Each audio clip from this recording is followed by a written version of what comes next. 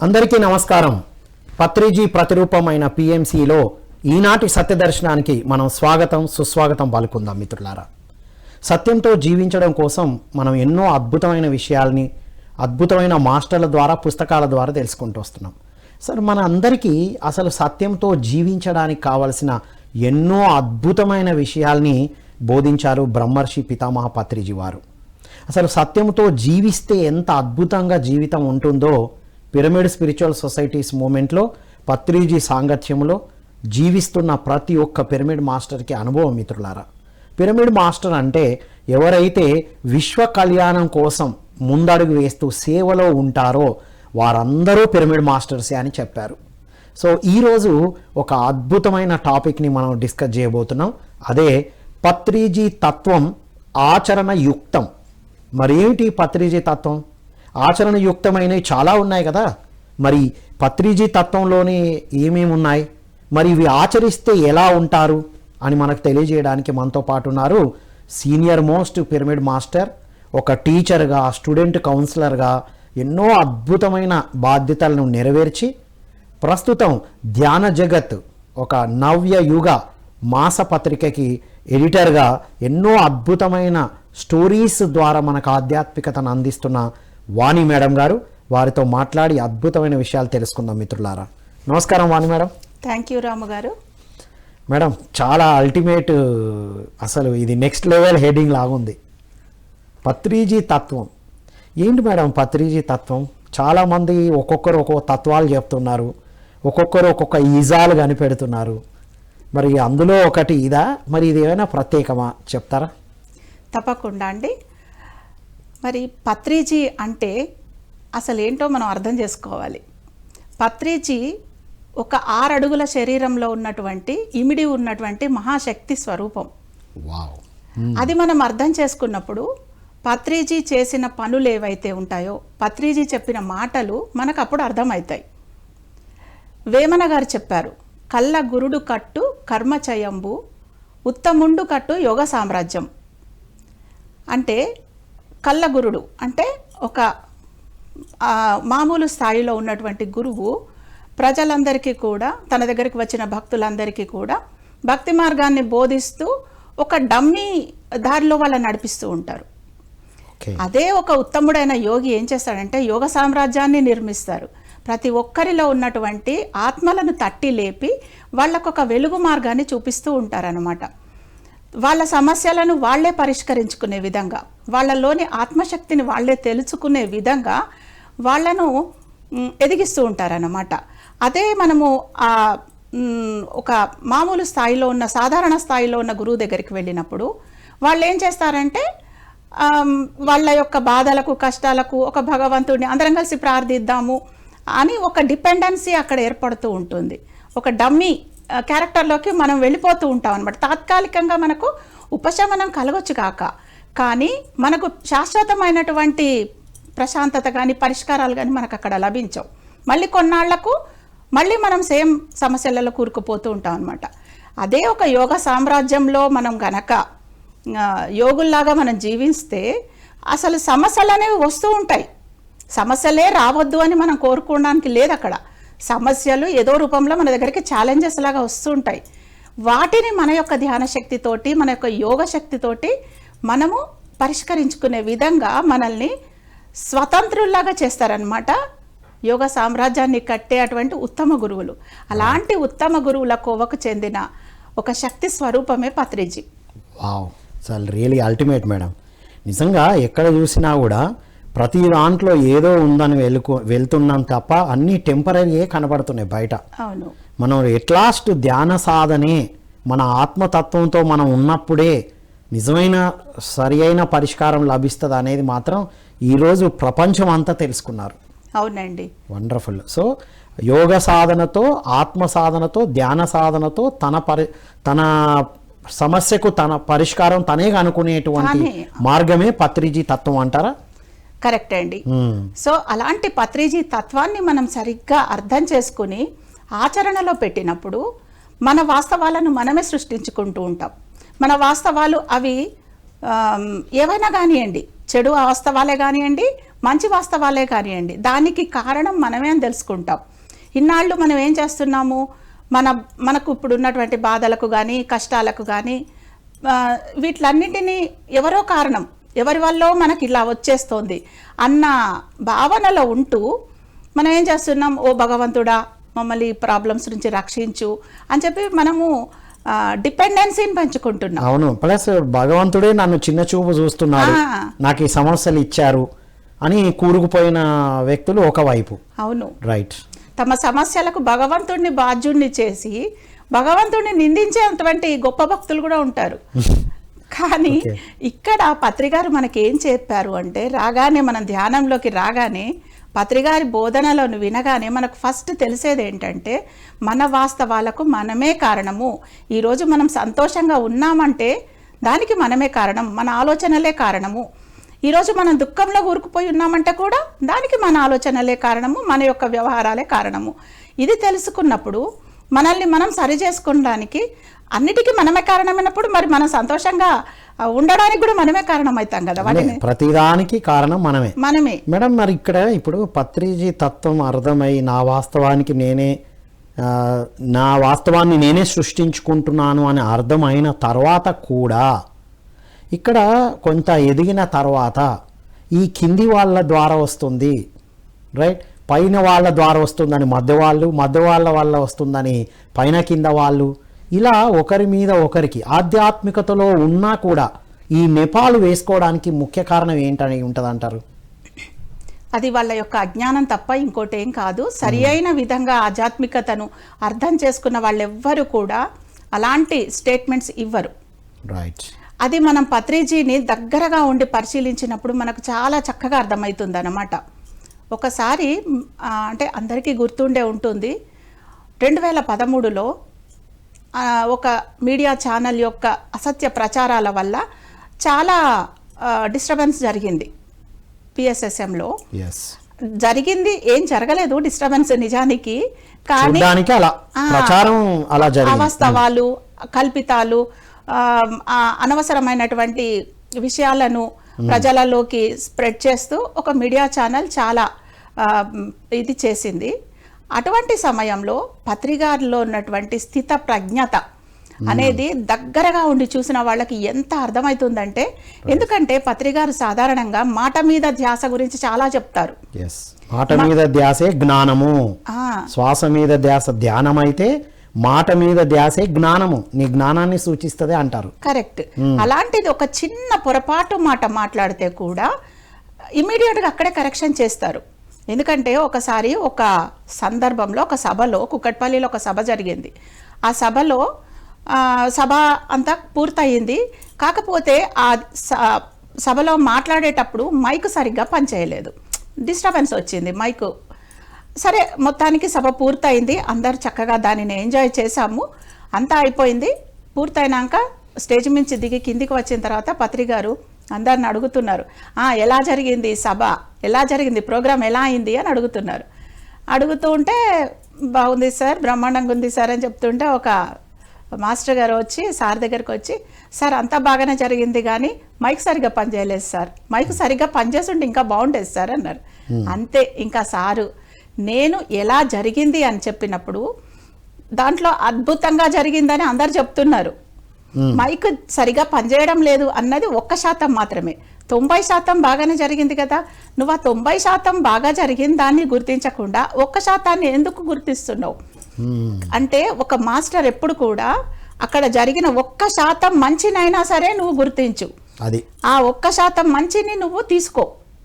99 సరికాని ఉన్నా ఆ ఒక్కటి వంచిది ఉన్నా దాన్ని హైలైట్ చేయాలి, అది ఒక మాస్టర్ యొక్క లక్షణము అని చెప్పి చెప్పడం జరిగింది. నిజమైన పత్రిజీ తత్వం అనిపిస్తుంది. అలాగే మన చుట్టూ ఎంతో మంది ఉంటారు, వాళ్ళల్లో ఎన్నో సరికాని లక్షణాలు ఉండొచ్చు గాక, మరి అందరినీ పత్రిజీ తన వాళ్ళుగా తీసుకున్నారు కదా, అందరితోటి కలిసి పనిచేశారు కదా. పత్రికారికి లేనటువంటి ఆరోపణలు మనకెందుకు, కంప్లైంట్స్ మనకెందుకు, అవునా? పత్రికారికి ఎంత చక్కగా ప్రతి ఒక్కరిలో ఉన్నటువంటి వాళ్ళల్లో ఉన్న మంచిని గ్రహించేవాళ్ళు పత్రికారు. 1% ఉంటే అది ఒక్కటే తీసుకుంటారు, అది ఒక మిగతా 99 పట్టించుకోరు.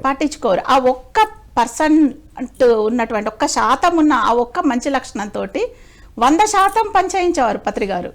ఇప్పుడు అందరికి ఉన్న ప్రశ్న కూడా అదే మేడం. సార్ అట్లా చెప్పారులే, పని చేయించుకోవడానికి చెప్పారులే, అది మనకెట్లా సాధ్యమవుతుంది, మనం ఎట్లా ఆచరించగలుగుతాం. ఇప్పుడు తత్వం గురించి చెప్పారు, ఆచరణయుక్తమైనవి చాలా ఉన్నాయి మేడం, చాలా గ్రంథాలు ఉన్నాయి, ఎన్నో ఉన్నాయి. మరి పత్రిజీ తత్వంలోనే ఆచరణయుక్తమైనవి అంటున్నారు కదా, వాటి గురించి చెప్పండి మేడం. అదే చెప్తున్నాను నేను.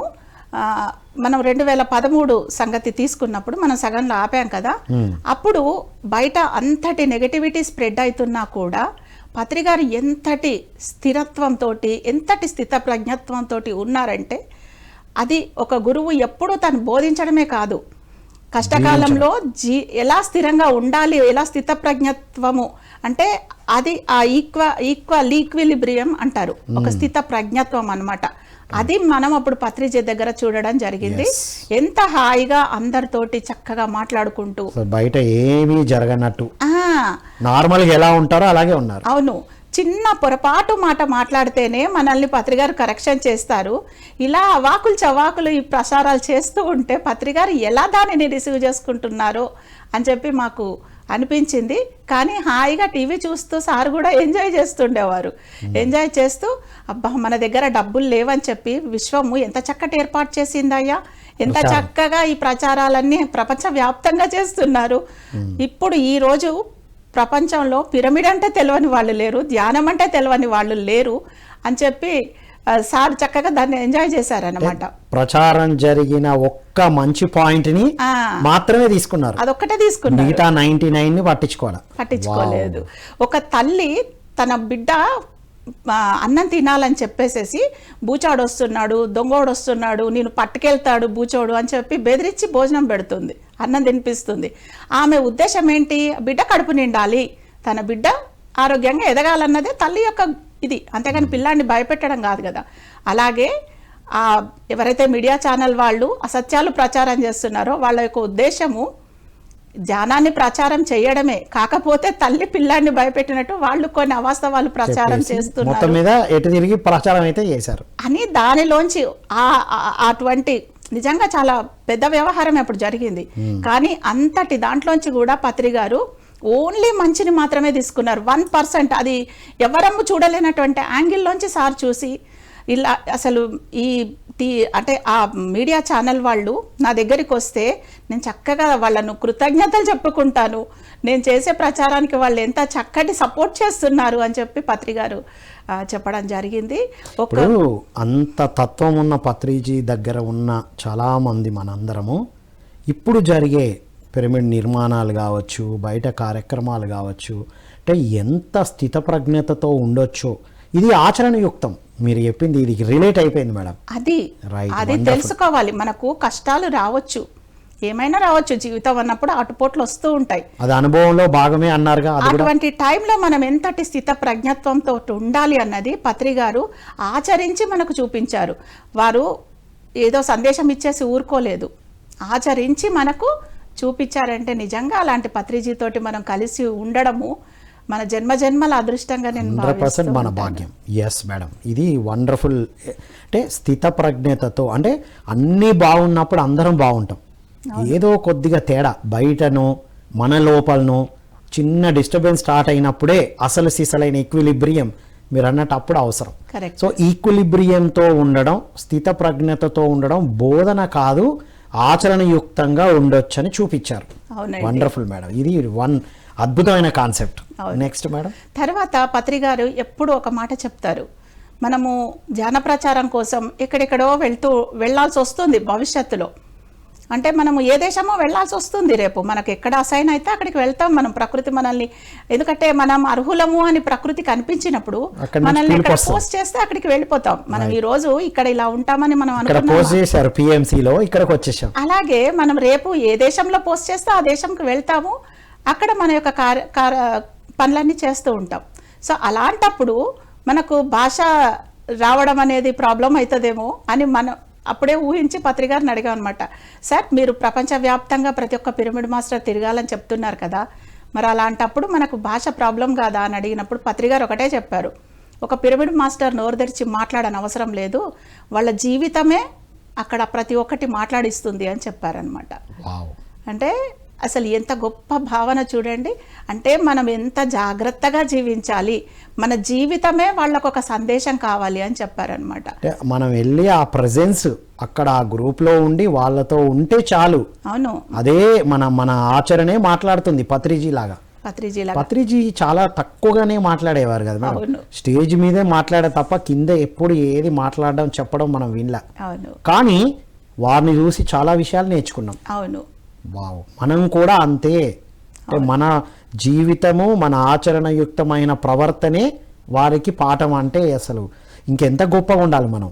అవును, ప్రతి ఒక్క సందర్భంలో కూడా మనము పత్రిగారు లాగానే నేను ఉన్నానా అని ఒక్కసారి మనల్ని మనం సెల్ఫ్ చెక్ చేసుకుంటే, పత్రిజీ చెప్పారు పత్రిజీతో ఉన్నాము కాకుండా పత్రిజీ ఈ సమయంలో ఎలా ఉంటారు, నేను అలా ఉన్నానా లేదా అనేది ఇంపార్టెంట్. అక్కడ వారు ఇమిటేట్ ఏమనలా, కానీ వారు చెప్పిన దాంట్లో నేను ఎలా ఉన్నానని చెక్ చేసుకోవాలి అంటున్నారు. ఇది మంచి కాన్సెప్ట్ మేడం, చెప్పండి. పత్రిజీ లాగా గడ్డం పెంచుకోను, పత్రిజీ లాగా అటైర్ వేసుకోను ఉంటే పత్రిజీ కార్ ఎప్పుడు కూడా పత్రిజీ చెప్పింది చేసింది, తాను చెప్పిందే చేసి చూపించారు పత్రిజీ. త్రికరణ శుద్ధి అంటే ఏంటో మనకు తెలియజేశారు. అలా ఉండడం అనేది పత్రిజీ యొక్క తత్వాన్ని అర్థం చేసుకున్న వాళ్ళు మాత్రమే చేయగలుగుతారు. ఈ గడ్డం గురించి నేను ఎందుకు మాట్లాడుతున్నా అంటే, ఒకసారి ఒకనొక సందర్భంలో పత్రిజీని అడగడం జరిగిందనమాట. సార్, ఈ గడ్డం అనేది మీరు ఎందుకు పెంచుకున్నారు? జనరల్గా అంటూ ఉంటారు కదా, మరి గొప్ప గొప్ప సాధువులకు వాళ్ళకు గడ్డంలో ఎన్నో శక్తులు ఉంటాయి అని చెప్పి పుస్తకాలలో చదువుతుంటాం కదా. సో హిమాలయ యోగులు, నాగ సాధువులు వీళ్ళందరి జీవితాలను మనం చూసినప్పుడు మరి పత్రిగారు కూడా అలా గడ్డం ఎందుకు పెంచుకొని ఉండొచ్చు అని చెప్పి అడిగా అనమాట. అడిగితే పత్రిగారు ఒక్కటే, అంటే ఎందుకు సార్ మీకు ఇలా గడ్డం ఎందుకు పెంచుకోవాల్సిన అవసరం పడింది అని చెప్పి. ఎందుకంటే అంతకంటే ముందు పత్రిగారు నార్మల్గా అందరిలాగానే షేవ్ చేసుకొని నీట్గా ఉండేవారని విన్నాము. షేవింగ్ బ్లేడ్లతోటి ప్రయోగాలు కూడా చేశారు పిరమిడ్ కింద. అవును, ప్యాంట్ షర్ట్ వేసుకొని జీన్స్ ప్యాంట్ అలా ఉండేవారు కదా. అది ఆ క్వశ్చన్ అడిగినప్పుడు పత్రిగారు ఎంత తమాషాగా చెప్పారంటే, బిజినెస్ చేసే వాళ్ళు సూటు బూటు వేసుకుంటారు, మరి ఉద్యోగం చేసుకునే వాళ్ళు టై కట్టుకొని వాళ్ళకంటూ ఒక ఫార్మల్ డ్రెస్సింగ్ ఉంటుంది.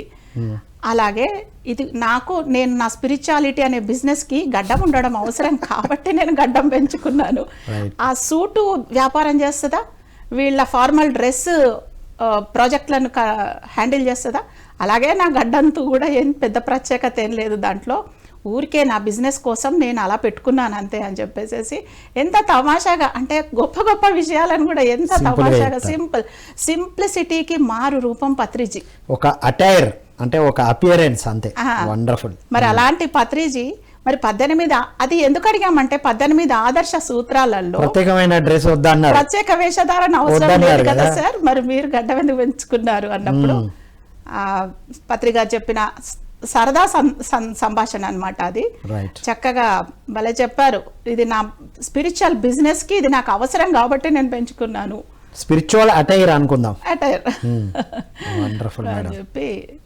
సో మరి మేడం 18 ఆదర్శ సూత్రాలు అన్నారు కదా, పత్రిజీ తత్వం మొత్తం 18 ఆదర్శ సూత్రాల్లో రిఫ్లెక్ట్ అవుతుందంటారా? కరెక్ట్గా ఆ 18 ఆదర్శ సూత్రాలను రూపొందించింది పత్రిజీ తత్వం. ప్రతి ఒక్క సూత్రంలో అది రిఫ్లెక్ట్ అవుతూ ఉంటుంది అనమాట. అది మన పిఎస్ఎస్ఎంకి ఒక రాజ్యాంగం లాంటిది.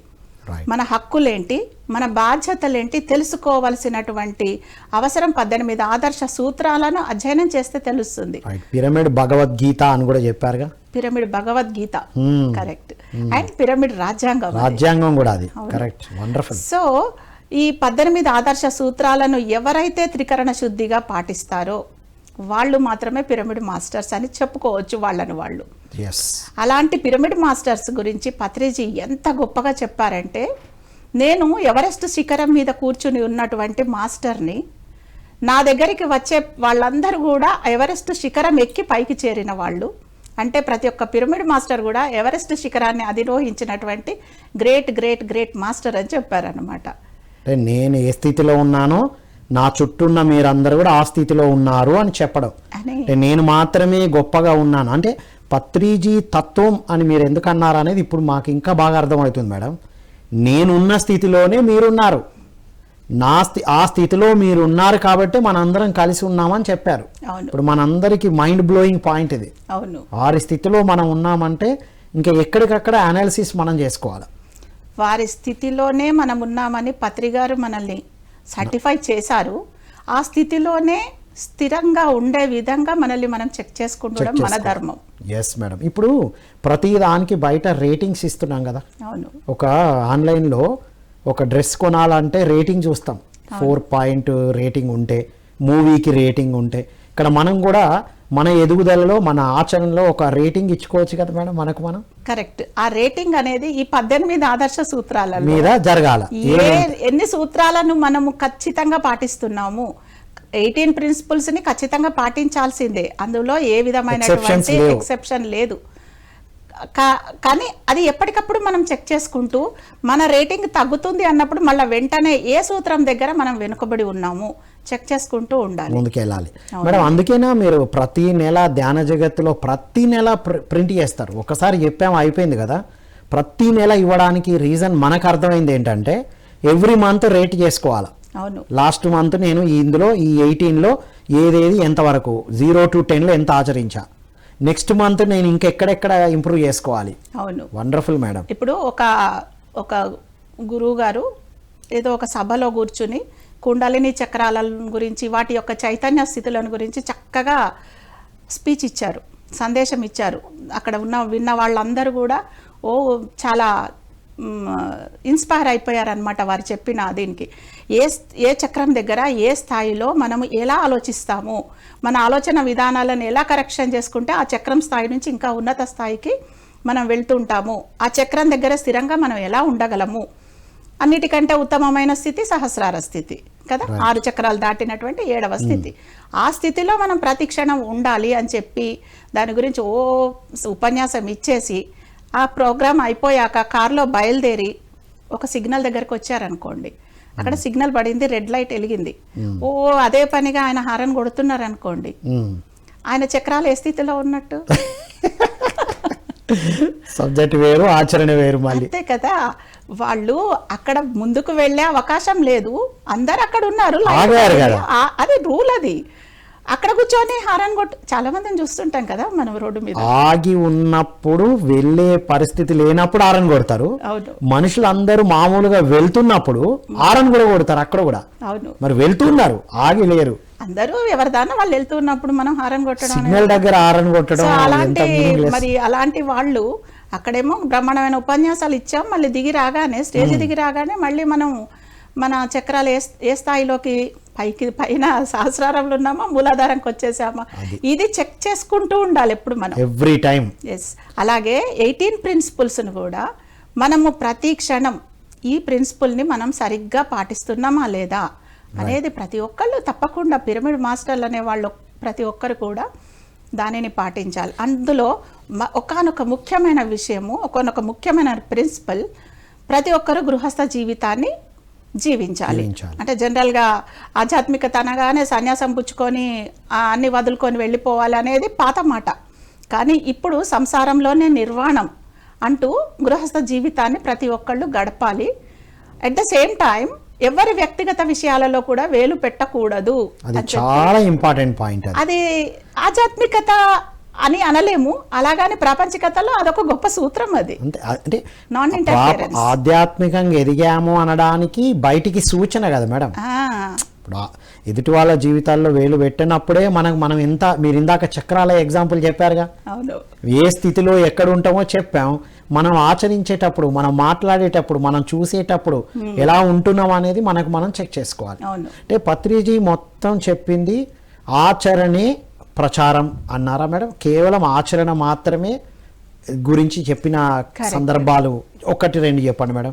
ఆచరణ ఎందుకు అంత ఇంపార్టెంట్? ఇప్పుడు తెలుసుకుంటే సరిపోతుంది.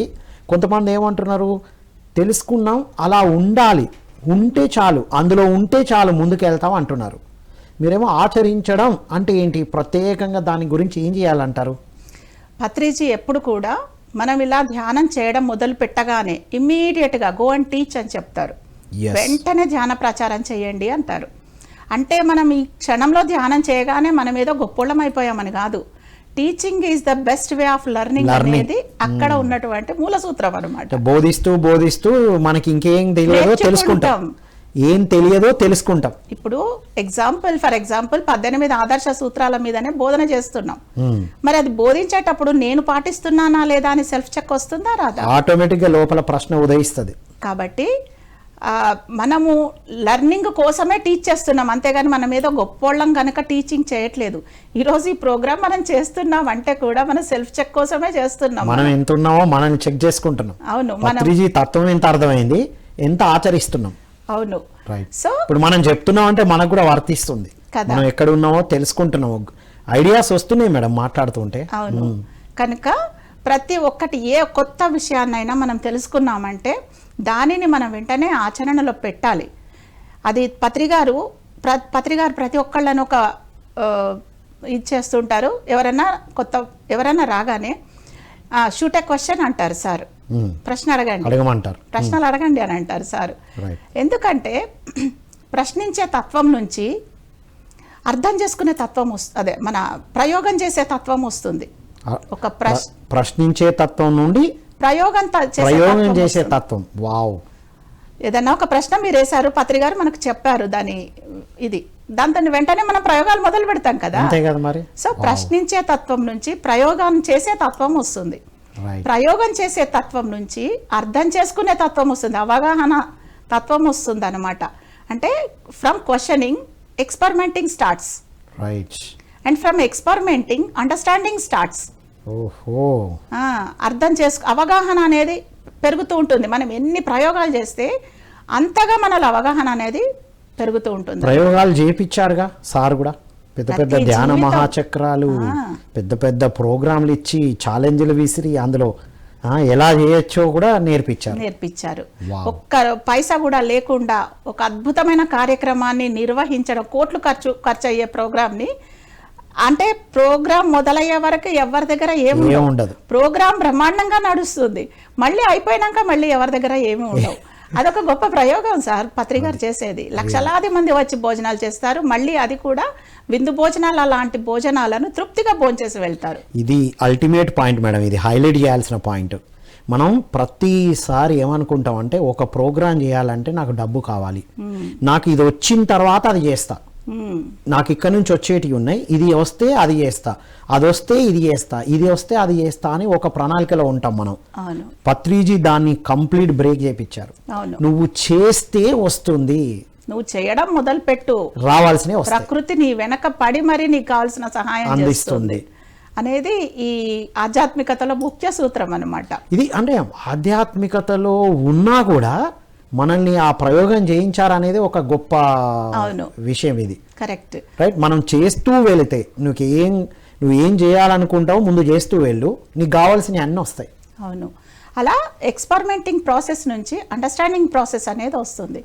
ఈ అండర్స్టాండింగ్ ప్రాసెస్ నుంచి మళ్ళీ డిస్కవరీ ప్రాసెస్ వస్తుంది. Discovery, wow. ఎంత మనం అవగాహన చేసుకుంటూ ఉంటామో అంతగా కొత్తవి మనం కనిపెడుతూ ఉంటాం, అంత కొత్తవి మనం డిస్కవర్ చేస్తూ ఉంటాం అన్నమాట. So from questioning experimenting comes, from experimenting understanding comes, from understanding discovery comes. Wow, మనల్ని మనమే కొత్తగా ఆవిష్కరించుకుంటాం. అంతే కదా, అంతకు ముందు ఎలా అవుతుందో ఈ పని మన వల్ల అవుతుందా అనుకున్న వాళ్ళము ఎంత బ్రహ్మాండంగా మన వల్లే ఇంత జరిగింది కదా అన్నటువంటి విజయోత్సాహంతో ఉంటాం. అంటే అంతకు ముందు ఎలా ఉంటాం, ఆ తర్వాత మనల్ని మనం కొత్తగా డిస్కవర్ చేసుకుంటాం అన్నమాట. అంతే కదా మేడం. కైలాసపురి మహాశక్తి మహేశ్వర మహాపిరమిడ్ నిర్మాణానికి ముందు మనం చూసాం. అవును, ఇప్పుడు అది ఆవిష్కరించబడ్డ తర్వాత 11/11 నుండి అది ఎంత అద్భుత శక్తి క్షేత్రం లాగా నిలబడింది కదా. ఇప్పుడు మనందరికీ అది అర్థం అవుతుంది. అంటే ఆ తత్వాన్ని అర్థం చేసుకొని ఆచరించినప్పుడు మనం కొత్తగా మనల్ని మనమే ఆవిష్కరించుకుంటాం అనమాట. డిస్కవరీ ప్రాసెస్ మొదలవుతుంది. సో మళ్ళీ డిస్కవరీ ప్రాసెస్ నుంచి డెవలప్మెంట్ ప్రాసెస్ అనేది వస్తుంది. అక్కడ ఉంది, అన్ని స్టెప్స్ ఉన్నాయి. అవును, కాబట్టి ఒక్క క్వశ్చన్ వేస్తే ఇక్కడ డెవలప్మెంట్ వరకు వస్తాం అనమాట. ఈ మధ్యలో ఇన్ని స్టేజెస్ దాటుతాం మనం. సో ప్రశ్నించడం అనేది ఇంపార్టెంట్. ఏ లెవెల్ నుంచి మనం ప్రశ్నిస్తున్నాము అనేది పత్రిగారు గమనిస్తూ ఉంటారు అన్నమాట. క్వశ్చన్ చేసేదాన్ని బట్టి కూడా అది ఎంపవరింగ్ క్వశ్చనా డిసెంపవరింగ్ క్వశ్చనా, అవును, రైటా రాంగ్, ఆ క్వశ్చనింగ్ లోనే మన జ్ఞానాన్ని కూడా అర్థం చేసుకుంటారు కదా మేడం. చాలా బ్రహ్మాండంగా అన్నమాట. అలా మనం అంటే ఆ క్వశ్చన్ వేయడం ద్వారా మనల్ని మనమే కొత్తగా డిస్కవరీ చేసుకుంటాము, మనల్ని మనం డెవలప్ చేసుకుంటాం అనమాట. ఇంకొక ఎక్స్పీరియన్స్ కూడా చెప్తూ ఉంటారు, మీ అనుభవం చెప్పండి మేడం. పత్రిజీ సార్తో మీరు చాలా ఎవ్రీ టైం ధ్యాన జగత్ మ్యాగజైన్లో ఎక్కువ టైం స్పెండ్ చేశారు. మీరు రాసిన ఆర్టికల్ని కరెక్షన్ చేశారు, మీరు దగ్గరగా ఉన్నారు కదా. ఒక్కొక్కసారి పత్రిజీ దగ్గరికి వెళ్ళినప్పుడు అసలు ఏ క్వశ్చన్స్ రావు, శూన్యంలో ఉంటారు కదా మేడం. అవును, దాని గురించి కూడా చెప్పండి. పత్రికారి యొక్క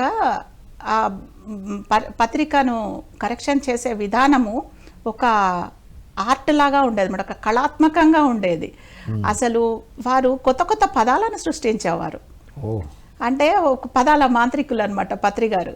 అరే ఇలాంటి పదం ఇంతవరకు ఎక్కడ లేదు కదా, ఏ శబ్దార్థ చంద్రికలో మాకు కనపడకపోయేది, కానీ అద్భుతంగా దానిని సృష్టిస్తుండేవారు అన్నమాట. సో అదొక అద్భుతమైన ఇది. తర్వాత పత్రికను మేము పేపర్స్ తీసుకెళ్ళి పత్రికారి చేతికి ఇచ్చినప్పుడు దాంట్లో మేము జనరల్గా ఒక పత్రికకు తయారు చేస్తున్నామంటే 2 పత్రికల సమాచారాన్ని పెట్టుకుంటాం అక్కడ. ఎందుకంటే ఏది కరెక్ట్, ఏది రిజెక్ట్ చేస్తారో, ఏది ఉంచుతారో తెలియదు కదా. అంటే డబల్ ద పత్రికను మేము అక్కడ ఎప్పుడు రెడీ చేసి పెట్టుకుంటాం అనమాట. సో అలాగా తీసుకువెళ్ళినప్పుడు ఏదైనా ఆర్టికల్ నిజంగా నాకే సాటిస్ఫాక్షన్ లేకుండా సరేలే అని పెట్టిన ఆర్టికల్స్ ఏమైనా ఉంటాయి కదా, అలాంటి ఆర్టికల్స్ కరెక్షన్ చేసేటప్పుడే నేను అనుకునేదాన్ని ఇది ఉంచుతారో తీసేస్తారో పత్రికారు అని అనుకునేదాన్ని.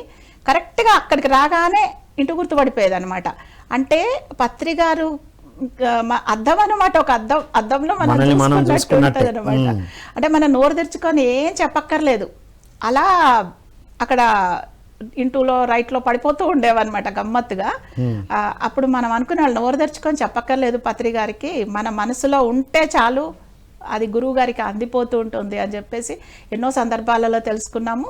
తర్వాత అక్కడ 1,00,000 మందిని కూర్చోపెట్టి ధ్యానం ఎంత మరి ఎంత శ్రద్ధగా, ఎంత అంకిత భావంతో చేపించేవారో అలాగే ప్రతి ఒక్క పేజీని కూడా కరెక్షన్ చేసేవారు అనమాట పత్రికారు. ధ్యానం ఎంత అద్భుతంగా చేయిస్తారో కరెక్షన్ కూడా అంత అద్భుతంగా చేస్తారు. అంతటి జాగ్రత్తగా ప్రతి ఒక్క పదాన్ని అంత జాగ్రత్తగా చూస్తుండేవారు. మరి చెప్పేవారు అన్నమాట, వారు పత్రికారు సందేశాలను కరెక్షన్ చేసుకుంటూ దాదాపు ఒక 20-30 సార్లు సేమ్ ఆ 2 పేజీలో ఒక పేజీ ఉన్నా కానీ అన్నిసార్లు కరెక్షన్ చేసేవారు సార్. అలా ఇటు తిప్పేవారు, అటు తిప్పేవారు, ఆ పదం ఇటు పెట్టేవారు, ఈ పదం అటు, అలా చేస్తూ చెప్పేవారు అనమాట. మహాత్మా గాంధీ గారు తమ యొక్క సత్యశోధన అనే ఆత్మకథని 300 సార్లు కరెక్షన్ చేసుకున్నారంట మేడం అని చెప్పారు. 300 సార్లు, ఎన్ని పద ప్రయోగాలు చేసి ఉంటారు పత్రిజీ. పద ప్రయోగాలు ఇది అటు పెట్టేసి ఇలా ఫ్రామ్ చేసి చూపిస్తారు, నెక్స్ట్ టైం మళ్ళీ దాన్ని ఇటు తిప్పుతారు, దాని మీనింగే మారిపోతూ ఉండేది అన్నమాట. అలా చాలా నేర్చుకున్నాము. తర్వాత వ్యాకరణం, ఆ వ్యాకరణం అన్నది పత్రికారి దగ్గర నేను ఎంత కేర్ఫుల్గా నేర్చుకున్నానంటే నిజంగా నా చదువులు నేను చదివినా కానీ ఏ గురువు, ఏ టీచర్ కూడా నాకు అంత శ్రద్ధగా నేర్పించలేదన్నమాట. మేడం మీరు చెప్పండి, పత్రిజీ తత్వాన్ని మీరు అర్థం చేసుకున్న తర్వాత ఈ రాసే శైలి మీకు వచ్చిందా? ఆల్రెడీ మీకే తెలియని శైలిని బయటికి తీయడం జరిగిందా? అది పత్రికారికే తెలవాలి మరి. ఎందుకంటే పత్రికారు ఎప్పుడు కూడా మనకు పనులను ఏదో మనం వచ్చామని అప్పగించారు, మన యొక్క జన్మల ప్రణాళికను అనుసరించి పత్రికారు పనులు అప్పగిస్తూ ఉంటారు. అది జర్నీలో అర్థమవుతుంది మనకి. అవును. ఈ సందర్భంగా మీకు ఒక చక్కటి ఒక సందర్భాన్ని మీకు నేను చెప్పండి మేడం, షేర్ చేస్తాను. ఒకసారి బెంగళూరులో బిందుసాగర్ గారు అని చెప్పి డాక్టర్ కృపాసాగర్ గారి వైఫ్, ఆవిడకు ఒక గొప్ప అనుభవం వచ్చిందంట. ఏంటి అంటే ఆవిడ ధ్యానం చేసి పడుకొని ఉన్నప్పుడు కలలాగానో మరి ధ్యానంలో ఆమెకు వచ్చిన ఒక విజనో తెలియదు, కానీ ఆవిడ అంటే ఎర్లీ మార్నింగ్ మెలకు వచ్చిందంట, కూర్చొని ధ్యానం చేశారట, ఊరికి అలా ఒరిగారంట, పడుకున్నారట. అప్పుడు ఆమెకు ఒక విజన్ వచ్చిందంట. ఆ విజన్లో ఏంటంటే ఆమె తిరుపతిలో స్వామివారి పాదాల చెంత ఉందంట, స్వామివారేమో నిజరూప దర్శనంలో ఉన్నారంట. ఆ పాదాలను చూస్తూ ఉంటే అక్కడ అన్ని తాళపత్ర గ్రంథాలు ఉన్నాయంట. ఆ గ్రంథాలన్నీ ఆమె ఇలా పరిశీలించి చూస్తే వాటి మీద ధ్యాన జగత్ అని రాసుందంట. ఆవిడ వెంటనే స్వామి వైపు ఇలా తలెత్తి చూసి, ఏంటి స్వామి ధ్యాన జగత్ పత్రికలు ఇక్కడున్నాయేంటి అని చెప్పేసేసి ఆమె స్వామివారిని అడగడంతో స్వామివారు వాటి స్థానం ఇక్కడే అని చెప్పారంట. ఇది పత్రి గారికి ఆవిడ వెంటనే బెంగళూరు వ్యాలీకి వెళ్ళి షేర్ చేశారట. చెప్పగానే పత్రి గారు వెంటనే నాకు ఫోన్ చేయించి నాతో చెప్పారు, మీరు బిందు సాగర్ గారితో మాట్లాడి తర్వాత మళ్ళీ నాతో మాట్లాడండి అని చెప్పారు. ఆవిడ ఇదంతా చక్కగా నాకు చెప్పారు, వారికి వచ్చిన అనుభవం అంతా. ఆవిడ చెప్తూ ఉంటేనే నాకు ఇట్లా గూస్ బంప్స్ లాగా ఇప్పుడు కూడా మామూలు వైబ్రేషన్ కాదు మేడం. అసలు ఎంత గొప్ప పని చేయించారు పత్రి గారు అని చెప్పి వెంటనే నేను పత్రి గారితో మళ్ళీ ఫోన్లో మాట్లాడినప్పుడు, సార్ నా జన్మను ధన్యం చేశారు, మీరు ఎంత గొప్ప పని నాతో చేయిస్తున్నారంటే, అది మేడం మీరు తెలుసుకోవాల్సిన విషయము అని చెప్పారనమాట. అది నిజంగా నా పత్రి గారు నాకు ఇచ్చినటువంటి గొప్ప వరం. అలాగా ఈ సొసైటీలో ప్రతి ఒక్కళ్ళు వాళ్ళ యొక్క బాధ్యతలను నిర్వహిస్తున్నారు. 100%. అవన్నీ కూడా పత్రి గారు వాళ్ళు చేయాల్సిన పనులను వాళ్ళకి అప్పగించారు ఎన్నెన్నో జన్మల నుంచి. ఎవరెవరు ఏది చేయాలో అక్కడ పెట్టారు. కొంతమందిని పిఎంసి టీంలో, కొంతమందిని ధ్యాన జగత్, కొంతమంది ఇంకో ట్రస్ట్స్ ఫామ్ చేసి. కాబట్టి అక్కడ ఉన్న ప్రతి ఒక్కరం మనం ఈ ఆత్మతత్వాన్ని, పత్రిజీ తత్వాన్ని తెలుసుకుని. పత్రిజీ తత్వం అంటే ఆత్మతత్వం అని అర్థమైంది మేడం, జ్ఞానతత్వం. ఇప్పుడు వెంకటేశ్వర స్వామి దగ్గరే ఉందంటే మనం ఏ తత్వంతో ఉన్నట్టు? పత్రిజీ తత్వం అంటే అది ఫిజికల్ రూపం తత్వం అయితే కాదు అని ఇప్పుడు కన్క్లూజన్ వచ్చింది. అన్నీ మళ్ళీ ఆచరణయుక్తమైనవే, ఆచరించడానికి డిఫికల్ట్ అయినవి ఏమీ లేవు. సో అల్టిమేట్ విషయాలు మేడం. మరి మీరు పత్రిజీ ఆత్మతత్వాన్ని అర్థం చేసుకుని ఎన్నో విషయాల్లో మీరు ఆచరిస్తున్నారు. సార్ చెప్తే వేదం. మీరు ఇంకా ఈ ఆత్మతత్వం నుంచి మీలో వచ్చినటువంటి ఇంప్రూవ్మెంట్స్ కొన్ని చెప్పండి మేడం, అందరికీ యూజ్ అయితే. ఒకటి. రెండోది, మీరు ఇంకా ఏ ఏ ప్రాజెక్ట్స్లో ఇన్వాల్వ్ అయి ఉన్నారు? సమయానికి తగ్గట్టుగా మన యొక్క ప్రణాళికలను చేంజ్ చేసుకుంటూ పోవడం అనేది పత్రి గారి దగ్గర నేర్చుకున్నటువంటి ఒక గొప్ప లక్షణం. ఇదే ఇక ఫైనల్, దీనే పట్టుకొని వెళ్తా అంటే కుదరదు. వెంటనే ఒకనొక సందర్భంలో పత్రి గారు చెప్పారు, మీరు ఎలా ప్లానింగ్ చేసుకుంటూ ఉంటారు అంటే, పత్రి గారు ఏం చెప్పారంటే, మనము రేపు ఉదయం తినబోయే ఇడ్లీ కోసం 3 నెలల ముందు ప్లాన్ చేయం కదా. అవును. ఈ రోజు రాత్రి ప్లాన్ చేసుకుంటాం, రాత్రి రేపు ఏం తింటా. అలాగే నేను చేసే పనులన్నీ కూడా సహజంగా జరిగిపోతూ ఉంటాయి, దానికి తగ్గట్టుగా నేను అలైన్ అయ్యి పనిచేస్తూ ఉంటాను అని చెప్పారనమాట.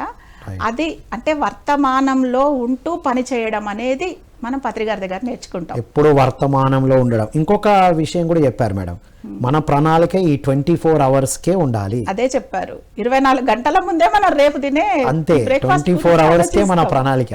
అంతేగాని ఓ 10 రోజుల ప్రణాళిక, ఓ గతంలోని.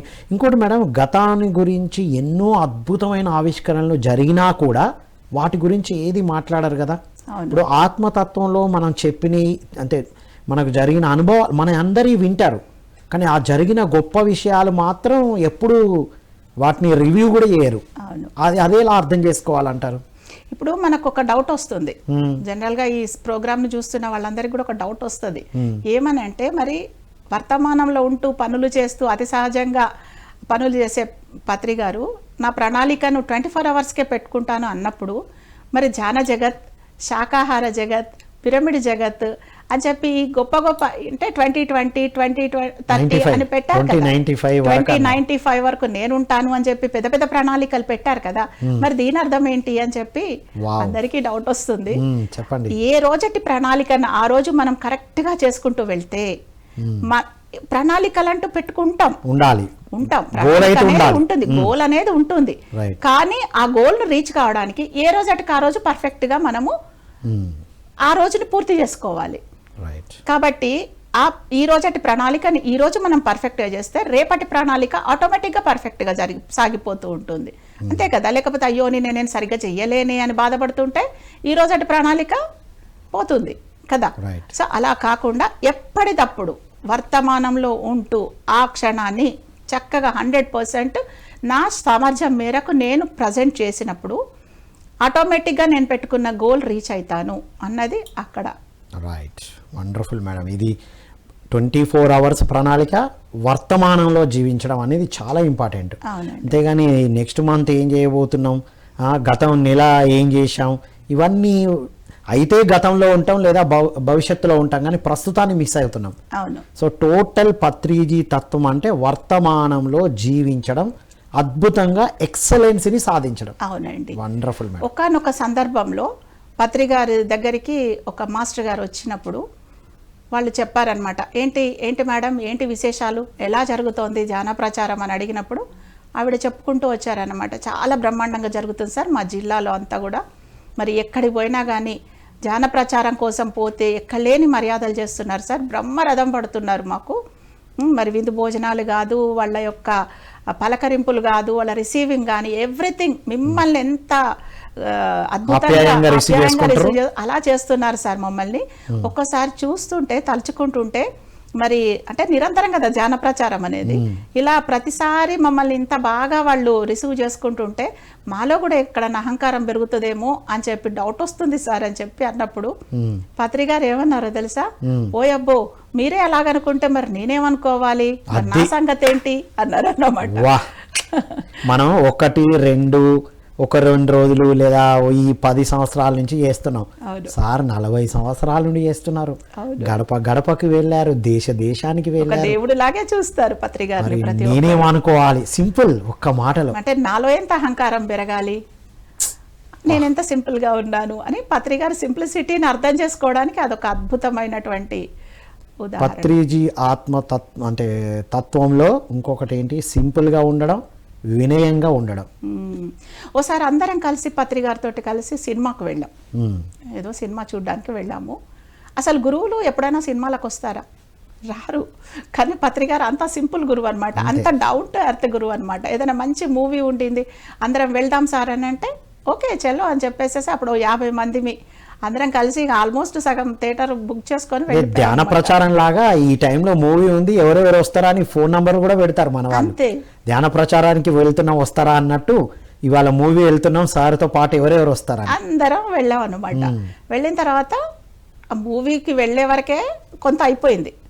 ఆ తర్వాత సగం మూవీ చూసాక పదండి అని చెప్పి మళ్ళీ పట్టుకొచ్చేసారు బయటికి. అయ్యో ఇదేంటబ్బా మూవీ సగం ముందు సగం చూడలేదు, వెనక సగం చూడలేదు, మధ్యలో కాస్త వెళ్ళాము వచ్చాము ఏంటి అని చెప్పేసి వస్తుంటే ఎలా ఉంది మేడం మూవీ ఎలా ఉంది అని అడిగారు. అడిగితే మూవీ చాలా బాగుంది సార్ అంటే, చాలా బాగా అంటే ఏది చాలా బాగుంది అన్నారు. అంటే కథ చాలా బాగుంది అని మాకు తెలియదు ఆ కథ అని చెప్పేసి అడుగుతూ పత్రి గారు ఒకటి చెప్పారనమాట.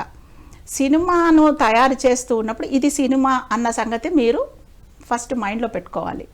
దానిలో ఉండేటువంటి ఇమోషన్స్కి, దానిలో ఉండేటువంటి వాళ్ళు ఏడుస్తుంటే ఏడవడము, వాళ్ళు ఫైట్ చేస్తుంటే కంగారు పడడము, ఇలాంటివేవి మనకు ఉండదు. ప్రతి క్షణం ఆ సినిమా ఒక 200 మంది క్రూ, కొంతమంది కాస్ట్ అండ్ క్రూ అంతా ఉంటారు కదా, అదొక పెద్ద ఇండస్ట్రీ సినిమా. ప్రతి ఫ్రేమ్ను కూడా 100లాది మంది అక్కడ ఉండి దానిని తయారు చేశారు, కెమెరామెన్లు వాళ్ళందరూ ఉంటారు కదా. సో ఇంతమంది మధ్యన ఆ సినిమా తయారైతోంది అన్నటువంటి స్పృహ మీలో పెట్టుకొని ఆ సినిమా చూడండి. ఇంకోసారి ఆ ఏడుపులు, ఆ ఎమోషన్స్ అవి మీకు ఉండవు. కాబట్టి సినిమాను చూసేటప్పుడు సినిమాలాగా చూడండి, అది సినిమానే యథార్థం కాదు అన్న స్పృహతోటి ఈసారి మళ్ళీ చూడండి ఆ సినిమాని. సినిమా చూడడం ఎలాగో నేర్పించడానికి తీసుకెళ్ళారు. అంటే సినిమా లాగా జీవితం కూడా ఒక నాటకం అని తెలుసుకోండి. ఇక్కడ ఉండే ఎమోషన్స్ కానీ, ఇక్కడ ఉండేటువంటి కష్ట సుఖాలు కానీ ఇవన్నీ కూడా మనల్ని ప్రతి క్షణం పైనుంచి 100 మంది క్రూ గమనిస్తూ ఉన్నారు. దీంట్లో మనం అందరం కూడా డైరెక్టర్లము, నటులము, కొంతమంది డైరెక్టర్లము అన్న స్పృహతోటి జీవితంలో కూడా జీవించాలి అని సినిమాకు తీసుకెళ్లి మాకు ఈ సత్యాన్ని బోధించారు అన్నమాట. సినిమా లాగే జీవితం ఒక సినిమా. ఇప్పుడు మనం వెళ్ళి వాళ్ళు తయారు చేసిన సినిమాను మనం ఎలా చూస్తున్నామో, కింద మనం నటించే మన సినిమాని చాలా మంది చూస్తున్నారు పైనుండి. అవును. వావ్ మేడం, ఇంకొక అసలు మీనింగ్ కూడా అర్థమవుతుంది మేడం. మధ్యలో స్టార్ట్ అయినాక వెళ్ళడం, అయిపోకముందే రావడం, అంటే మన జీవితం కూడా మధ్యలో ఉంది. ముందు స్టోరీ మనకు తెలియదు కదా, తర్వాత స్టోరీ మనకు తెలియదు, ప్రస్తుతం స్టోరీ మనకు తెలుసు. అదొకటే ఎంజాయ్ చేయాలి. అది ఎంజాయ్ చేయాలి అంటే ముందేం జరిగిందో తర్వాత ఏం జరగబోతుందో ఏడుస్తున్నారు అంటే కళ్ళల్లో గ్లిజరిన్ పెట్టుకొని వాళ్ళు యాక్ట్ చేస్తున్నారు, వాళ్ళు ఫైట్ చేస్తున్నారు అంటే అక్కడ వాళ్ళు అక్కడ వాళ్ళు ఇలా చేస్తున్నారు. ఇలా మనము ఇది సినిమా అన్న భావనతోటి ఎప్పుడైతే సినిమాని చూస్తామో ఈ జీవితం కూడా ఒక సినిమాని అన్న భావనతో జీవిస్తాం, అద్భుతంగా ఆ పాత్రను పోషిస్తాం. Wonderful madam. మనకు చాలా మంది పిఎంసి ద్వారా కొత్త వాళ్ళు ధ్యానం చేస్తున్నారు.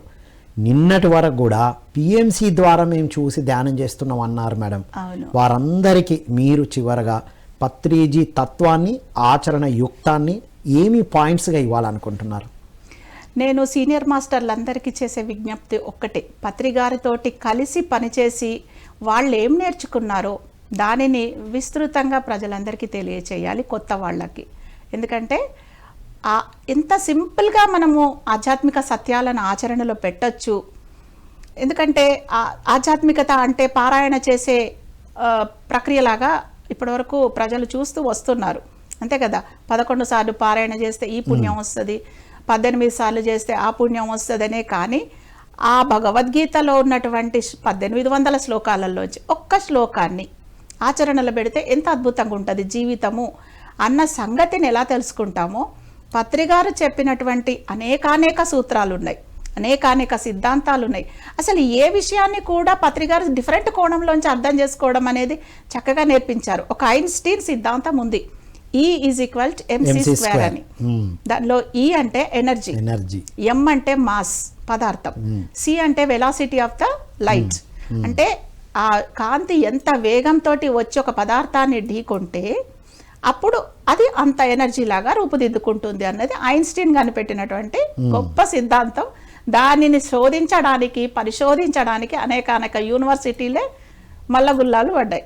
అటువంటి గొప్ప సూత్రాన్ని ఎంత సింపుల్ గా పత్రిగారు ఆధ్యాత్మికతకు అన్వయించారంటే E = ఎనర్జీ, శక్తి.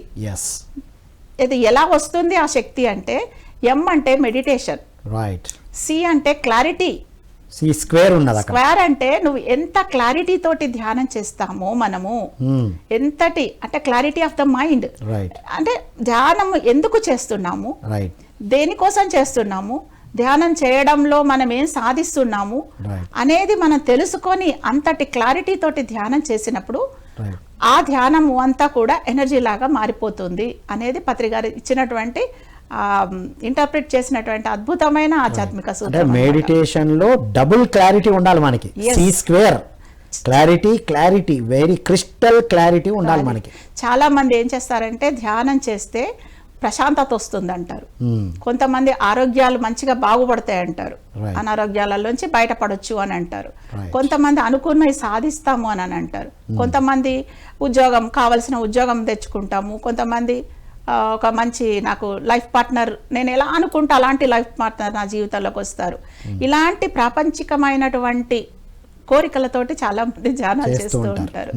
కానీ ఇవన్నీ కూడా ధ్యానంలో చిన్నపిల్లలు స్కూల్కి వెళ్తే చాక్లెట్లు ఇస్తారు కదా, అలాంటి వస్తువులు అన్నమాట. ఇవన్నీ ఆటోమేటిక్ గా మనకు వచ్చేస్తాయి, అవి మనం కావాలనుకోకపోయినా అక్కర్లేదు. అసలు చైతన్యం పెరిగినప్పుడు ఆటోమేటిక్ గా రావాల్సినవన్నీ వచ్చేస్తూ ఉంటాయి అన్నమాట. చక్కటి జీవితం యూటర్న్ తిరిగిపోతుంది ఆ జీవితమే. అయితే మనం ధ్యానం చేయడంలోని ఉద్దేశం ఏంటంటే మనల్ని మనం తెలుసుకోవడం, అసలు మనం ఎవరమి, మన యొక్క జీవిత ప్రణాళిక ఏంటి, మనం ఎందుకు వచ్చాము ఈ భూమి మీదకి అని మనల్ని మనం తెలుసుకోవడమే ధ్యానం యొక్క పరమార్థము అన్న సంగతి ఆ క్లారిటీ తోటి మనం ఉండాలి. అది మీరు డిస్కవరీ అన్నారుగా, ప్రశ్న అడిగినప్పుడు లాస్ట్కి వచ్చేది డిస్కవరీతో డెవలప్మెంట్ వస్తుంది. ఆ డిస్కవరీ వల్లనే మన ఆత్మ యొక్క అభివృద్ధి అనేది ఉంటుంది. వండర్ఫుల్. ఈ ప్రాపంచిక జీవితం అనేది అద్భుతంగా మారిపోతుంది, అందులో నో డౌట్. ప్రాపంచిక జీవితం ఆధ్యాత్మిక సాధన యొక్క రిఫ్లెక్షనే కదా మేడం. అంతే, ఆధ్యాత్మికత అన్నది షూట్ అయితే ప్రాపంచికత అన్నది ఫ్రూట్ అన్నమాట. రూట్ అనేది ఆధ్యాత్మికత, బయటకు వచ్చే ఫ్రూట్ ప్రాపంచికత. రూట్స్ సరిగ్గా చూసుకుంటే ఆటోమేటిక్ వచ్చేస్తాయి. కనుక మనం రూట్ మీద మన ధ్యాస ఉండాలి. రూట్కు నీళ్లు పోయాలి, మనం ఫ్రూట్స్ కాదు నీళ్లు పోయాల్సింది. చెట్టు కొమ్మలకు, చెట్టు ఆకులకు నీళ్లు పోస్తే లాభం లేదు. బయట కావాలనుకున్న వాటి మీద కాదు, లోపల రూట్స్, నాడీ మండలాన్ని శుద్ధి చేసుకోవాలి ఈ రూట్స్ ని ధ్యానంతో. వండర్ఫుల్. మీరు ఈ ఆత్మతత్వం నుండి ఆచరణ చేస్తూ మీరు ఏమేమి ప్రాజెక్ట్స్లో ఇన్వాల్వ్ అయ్యారు మేడం, ఏమేమి ప్రాజెక్ట్స్ చేస్తున్నారు? ధ్యాన జగత్ మ్యాగజైన్ అన్నది పత్రిగారు అప్పగించినటువంటి అతి గొప్ప కార్యక్రమం అది. దానిని నా చిట్ట చివరి శ్వాస వరకు ఎంత అద్భుతంగా నడపాలో అంత అద్భుతంగా మనం చేస్తూనే ఉంటాము. దానికి తోడుగా పత్రిగారి యొక్క సందేశాలన్నీ ఎన్నెన్నో సందర్భాలలో పత్రిగారు చెప్పినవన్నీ మనకు అందుబాటులో ఉన్నాయి. వాటన్నింటినీ సేకరించి డాక్యుమెంట్ చేసి పత్రిజీ విజ్డమ్ లాగా కొన్ని సిరీస్ లాగా బుక్స్ ప్రింట్ చేసి అందించడానికి చక్కటి ప్రణాళికలు వేసుకుంటున్నాము. ఎందుకంటే రాబోయే తరాలకు పత్రి గారు ఇచ్చేటువంటి సందేశాలు చాలా చక్కటి మార్గదర్శకాలు అవుతాయి అన్నమాట. సింపుల్ గా ఈజీగా ఉంటాయి, కాన్సెప్ట్ బేస్డ్, అందరికీ రీచబుల్ గా ఉంటాయి. ఫస్ట్ ఏదైనా రిలీజ్ చేశారా ఈ మధ్యన? అవునండి, ఈ మధ్య కాలంలో మొన్న మన పత్రిజీ ధ్యాన మహాయాగంలో డిసెంబర్లో జరిగినప్పుడు మనము పత్రిజీ జ్ఞానామృతం మొదటి భాగాన్ని మనం రిలీజ్ చేసుకోవడం జరిగింది. పత్రిజీ జ్ఞానామృతం 1 మన భవిష్యత్తులో ఇంకా అన్ని 1, 2, 3, 4 అంటూ పత్రి గారి యొక్క ప్రతి చిన్న సందేశాన్ని కూడా మనము డాక్యుమెంట్ చేసి మరి మన రాబోయే తరాలకు అందించాలి. ఎందుకంటే మన 18 ఆదర్శ సూత్రాలలో ఒక సూత్రం ఏంటంటే పుస్తకాలను ప్రచురించడము. దానివల్ల మనం ఋణాన్ని తీర్చుకుంటాం. రుణాన్ని తీర్చుకోవాలంటే మనం పుస్తకాలు రాయాలి. మన యొక్క జ్ఞాన అనుభవాలు కానివ్వండి, లేకపోతే మనకు అందుబాటులో ఉన్నటువంటి ఏ చక్కటి పనైనా కానివ్వండి. ఎందుకంటే మరి ఎప్పుడో మనకు వాల్మీకి, వేదవ్యాసుల వారు, మహర్షి వాల్మీకి గారు ఇలాంటి వాళ్ళు అందించినటువంటి జ్ఞాన సంపదే కదా ఈ రోజు మనకు మార్గదర్శకత్వంగా ఉంది. మరి ఆ రోజు భగవద్గీతను వారు అందించకపోతే మరి మనకు దారేది? సో ఆ రోజు మరి బుద్ధ భగవానుడు ఎన్నెన్నో గ్రంథాలను మనకు అందించారు. కనుక ఎప్పుడైనా సరే ఒక గురువు యొక్క బోధనలను మనం 10 కాలాల పాటు నిలిచి ఉండేలాగా గ్రంథ రూపంలో ప్రచురించి మనం భద్రపరిచి ఉంచడం అన్నది మన యొక్క కనీస కర్తవ్యం. కాబట్టి నెక్స్ట్ ఆ ప్రాజెక్ట్లో నేను ఇన్వాల్వ్ అయి ఉన్నానండి. అంటే ఇప్పుడు పత్రిజీ విజ్డమ్ అంతా కూడా ఈ టైటిల్తో మీరు తీసుకురాబోతున్నారు మొత్తం ఒక దగ్గర దాన్ని క్రోడీకరిస్తున్నాం అన్నమాట. ఎంతో మంది గురువుల యొక్క ఒక్కొక్క చిన్న చిన్న కథ ద్వారా మీరు ఎక్స్ప్లెయిన్ చేస్తూ ఉంటారు మేడం. సో అంటే మీరు ఇచ్చే ఆ కథ ఆధ్యాత్మికతకి ఎలా కనెక్ట్ చేస్తారా అనిపిస్తుంది. ఒక మంచి కథ చెప్తారా మేడం? ఏదైనా మంచిది, ఏదైనా కథ, ఒక కథ ఈ నెల వచ్చిన కథనే నేను చెప్పండి. ఎందుకంటే ఒక స్కూల్లో ఒక టీచర్ ఏం చేస్తుందంటే ప్రపంచంలోని 7 వింతల గురించి చెప్పండి అని చెప్పి పిల్లలతోటి ఒక చిన్న అసైన్మెంట్ రాపిస్తుంది అనమాట. సో చిన్న చిన్న పిల్లలు వాళ్ళకు ప్రపంచంలో ప్రతి ఒక్కటి వింతే కదా, చిన్న పిల్లలకు అన్ని వింతలే కదా. ఆ వింతలలో 7 వింతలను ఎట్లా సెలెక్ట్ చేయాలబ్బా అని చెప్పి అదా వింత ఇదా వింత అని మల్లగుల్లాలు పడి మొత్తానికి 7 వింతలను వాళ్ళు రాస్తారనమాట. ఏది మన ఈజిప్ట్లో ఉన్న పిరమిడ్లు, పనామా కాలువ, తర్వాత China great wall of China, ఇలా 7 వింతలను సెలెక్ట్ చేసి రాస్తారు. సరే, అందరు రాసిన దాంట్లోంచి ఒక యూనిఫామ్గా ఉన్నటువంటి 7 వింతలను టీచర్ సెలెక్ట్ చేసి విజయవంతంగా ఆ ప్రక్రియ పూర్తి చేస్తుంది అనమాట. అందరికీ చప్పట్లు కొడుతూ అలా చూసేసరికి చివరి బెంచీలో ఒక చిన్నారి ఇంకా రాస్తూనే ఉంటుంది అనమాట. రాస్తూనే ఉంటుంది. అరే ఏంటబ్బా ఈ అమ్మాయి ఇలా రాస్తుంది ఇంకా అని చెప్పేసి ఆ అమ్మాయి దగ్గరికి వెళ్ళి ఏంటి రాస్తున్నావు, నేనేమన్నా నీకు హెల్ప్ చేయనా అని అడుగుతుంది అనమాట. అదే టీచర్, నాకు అర్థం కావటం లేదు, నాకు చూస్తే ఎన్నో వింతలు కనపడుతున్నాయి, మరి ఎన్ని వింతలలోంచి సరే నాకు తెలిసినంత వరకు వీటిని మాత్రం రాశాను అంటూ గుండ్రటి కళ్ళు చక్రాల్లాగా తిప్పుకుంటూ మొత్తానికి టీచర్కి ఆ పేపర్ అందిస్తుంది అనమాట. అప్పుడు ఆ టీచర్ పెద్దగా చదువుతూ ఉంటుంది వాటిల్లో ఉన్నవి, బయటికి చదువుతూ ఉంటే పిన్ డ్రాప్ సైలెన్స్ ఉంటుంది క్లాసు. నవ్వడం అదొక వింతే కదా. నవ్వలేని వాళ్ళు ఎంతమంది ఉన్నారు అసలు? నవ్వాలన్న అది లేదు, దానికి ఒక క్లబ్లు పెట్టుకొని నవ్వుతున్నారు కష్టపడి కదా.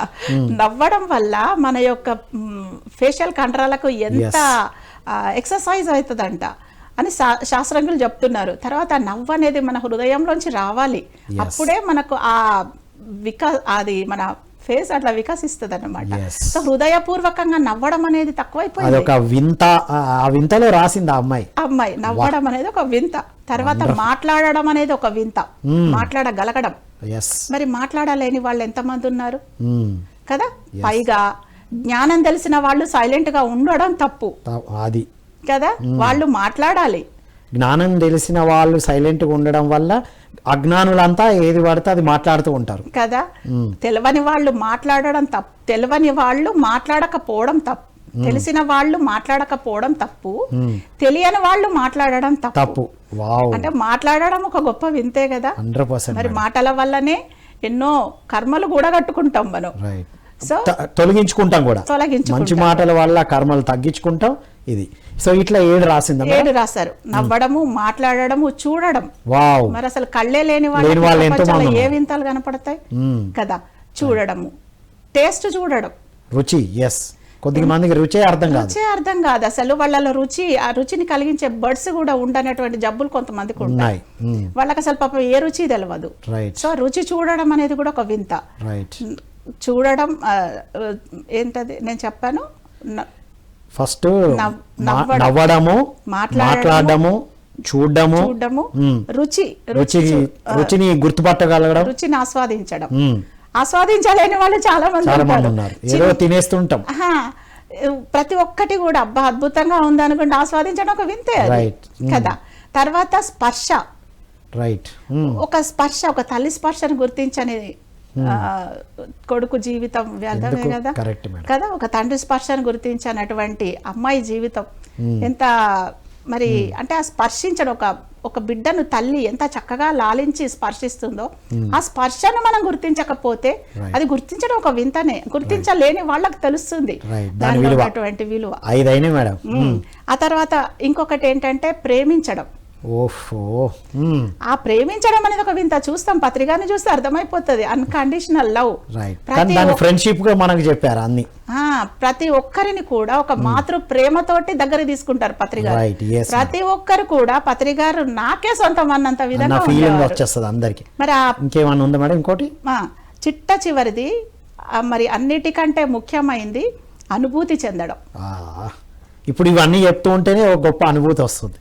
ఇవి అసలు సిసలైన వింతలు. ఒక చిన్న ఉడత అలా కింద పచ్చిక అదే ఓ చెట్టు మించి పాక్కుంటూ ఒక చిన్న నట్ను టకటకాని కొరకు తింటుంటే అది మనం చూసి అనుభూతి చెందలేకపోతే ఎందుకు మన బ్రతుకు. జాన్ కీట్స్ దీని గురించి ఒక గొప్ప పోయం రాశారు. వండర్ఫుల్ మేడం, మీ కథలు ఇవన్నీ కూడా ఒక అద్భుతమైన మనం ప్రోగ్రామ్. ఇవి చాలా చిన్న చిన్న విషయాల్లాగా కనపడతాయి మన జీవితంలో, కానీ వీటిని ఆచరించి చూసినప్పుడు ఇవి ఎంత అద్భుతమైన విషయాలు అనేది మనకు అర్థమవుతూ ఉంటుంది అన్నమాట. Super madam, thank you so much madam. Thank you so much madam. అద్భుతమైన ఆత్మతత్వాలు ఆచరణయుక్తమే కాకుండా 7 అద్భుతమైన వింతలు కూడా మీరు అందించారు. Thank you so much. Thank you sir. So ఇదండి ఈనాటి సత్యదర్శనంలోని పత్రిజీ తత్వం ఆచరణ యుక్తం. విన్నాం కదా, చిన్న చిన్నవే కానీ ఆచరించదగినవే. మనం ఆత్మతత్వంతో ఉండడం ఎంత ఇంపార్టెంటో అర్థమైంది కదా మిత్రులారా. పత్రిజీతో ఉన్నాం, పత్రిజీతో మనకు అర్థమయ్యారంటే 18 ఆదర్శ సూత్రాలే బేస్. ప్రతిరోజు మనం అనాలిసిస్ చేసుకోవాలి. ప్రతి నెల మనకు మ్యాగజైన్ రాగానే ఎంతవరకు ఉన్నాం మేము చేసేవారం. 1999లో మెడిటేషన్లోకి వచ్చినా కూడా మ్యాగజైన్ మాకు తర్వాత తెలిసింది. మ్యాగజైన్ వచ్చిన ప్రతిసారి నేను రేటింగ్ వేసుకునేవాడిని ఫిజికల్గా. సో మిత్రులారా, ఇలా పత్రిజీ తత్వంతో ఆచరణయుక్తంగా జీవించాలని కోరుకుంటూ మనం పిఎంసి ట్రస్ట్కి సపోర్ట్ చేద్దాం. ఇలాంటి గొప్ప మాస్టర్ల యొక్క జ్ఞానాన్ని, విజ్ఞానాన్ని మనం ప్రపంచానికి అందిద్దాం మిత్రులారా. అందులో అందరూ సహాయ సహకారాలు అందించాలని కోరుకుంటూ మరో కార్యక్రమంలో మళ్ళీ కలుద్దాం. అంతవరకు సెలవు. Thank you all.